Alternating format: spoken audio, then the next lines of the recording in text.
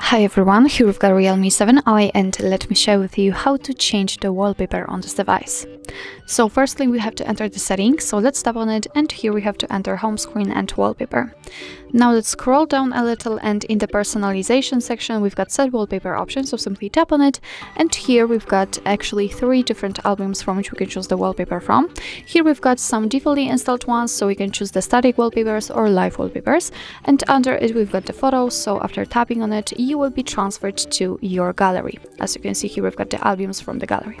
So let me pick something from maybe static wallpapers, just tap on it, and as you can see here we've got plenty of options to choose from. So if you'd like to check the preview of particular wallpaper, just tap on it. And as you can see it immediately appears right here. So if you are happy with your choice, just tap on set as, and here we've got actually 3 different options from which we can choose. We can set it as a lock screen, home screen, or both, and I think I will pick both, so just tap on the option you'd like to use. And now we can go back and check, and as you can see it has been immediately applied to the home page. Let's check the lock screen.